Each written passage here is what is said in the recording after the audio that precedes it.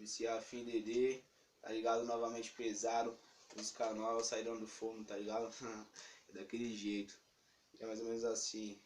É musa do verão, transborda de paixão. Quando essa linda passa, acelera o meu coração. É musa do verão, transborda de paixão. Quando essa linda passa, acelera o meu coração. Princesa do salão, agita o pancadão. No baile ela mexe, ela desce até o chão. Ela quer esparecer, curtir, tirar um lazer. Nos final de semana, sem estresse, com prazer. Pisou na areia da praia, as paniquetes lindas. Tomando água de coco, conversando com as amigas. Eu sou aqui do Quitude, já DD no Facebook. Chama no WhatsApp, compartilha que nós curte no mundo da ostentação. Na modinha de verão, ela desce de São Paulo, Praia Grande, litoral. Aí eu tô passando mal,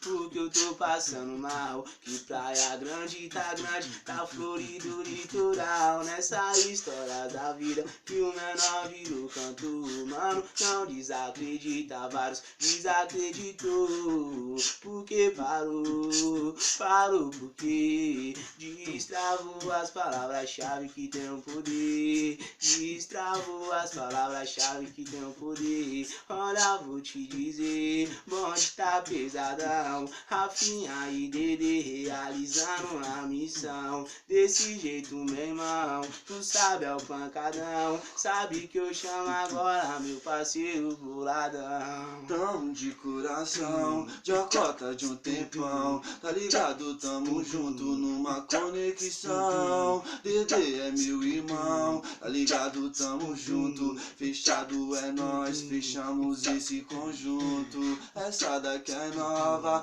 então dá uma atenção. Para o meu parceiro Dedê, o Rafinha boladão. É nóis.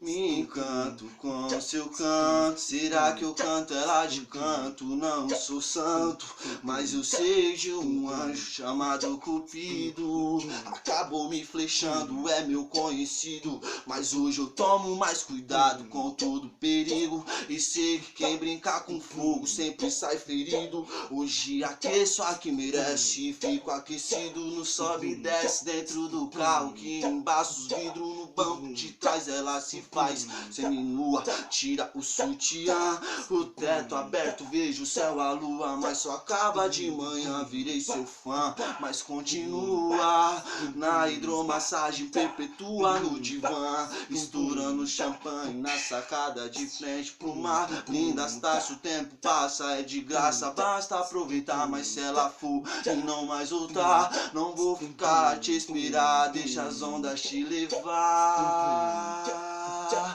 Escrevi o seu nome na areia, mas as ondas levou uma linda sereia. Escrevi o seu nome na areia, mas as ondas levou uma linda sereia. É nóis, forte abraço. Tá ligado?